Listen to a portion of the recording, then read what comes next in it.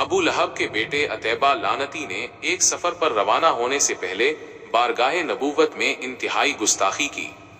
یہاں تک کہ بد زبانی کرتے ہوئے حضور رحمت للعالمین صلی اللہ علیہ وسلم پر جھپٹ پڑا اور آپ کے مقدس پیراہن کو پھاڑ ڈالا۔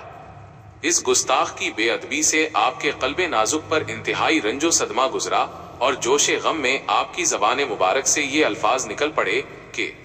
یا اللہ، اپنے کتوں میں سے کسی کتے کو اس پر مسلط فرما دے۔ اس دعائے نبوی کا یہ اثر ہوا کہ ابو لہب اور عتیبہ دونوں تجارت کے لیے ایک قافلہ کے ساتھ ملک شام گئے اور مقام زرقہ میں ایک راہب کے پاس رات میں ٹھہرے۔ راہب نے قافلہ والوں کو بتایا کہ یہاں درندے بہت ہیں، آپ لوگ ذرا ہوشیار ہو کر سوئیں۔ یہ سن کر ابو لہب نے قافلہ والوں سے کہا کہ اے لوگو، محمد صلی اللہ علیہ وسلم نے میرے بیٹے عتیبہ کے لیے ہلاکت کی دعا کر دی ہے، لہٰذا تم لوگ تمام تجارتی سامانوں کو اکٹھا کر کے اس کے اوپر عتیبہ کا بستر لگا دو اور سب لوگ اس کے ارد گرد چاروں طرف سو رہو تاکہ میرا بیٹا درندوں کے حملہ سے محفوظ رہے۔ چنانچہ قافلہ والوں نے عتیبہ کی حفاظت کا پورا بندوبست کیا، لیکن رات میں بالکل ناگہاں ایک شیر آیا اور سب کو سونگتے ہوئے کود کر عتیبہ کے بستر پر پہنچا اور اس کے سر کو چبا ڈالا۔ لوگوں نے ہر چند شیر کو تلاش کیا مگر کچھ بھی پتہ نہیں چل سکا کہ یہ شیر کہاں سے آیا تھا اور کدھر چلا گیا۔ کیرٹ 1 زرقانی جلد 197 تا 198۔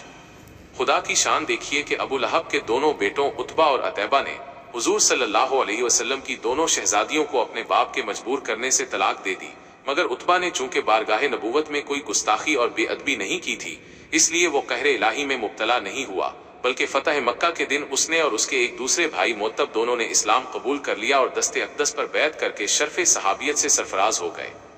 اور عتیبہ نے اپنی خباثت سے چونکہ بارگاہ اقدس میں گستاخی و بے ادبی کی تھی، اس لیے وہ قہر قہار و غضب جبار میں گرفتار ہو کر کفر کی حالت میں ایک خونخوار شیر کے حملہ کا شکار بن گیا۔ اسکوائر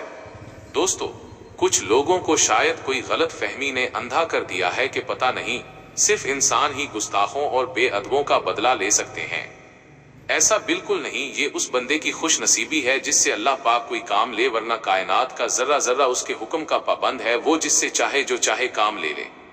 میرے آقا کا ذکر ہمیشہ بلند رہے گا، کتنے ہی منہ کالے مٹ گئے۔ زرقانی جلد 20۔ کیرٹ 1 المواد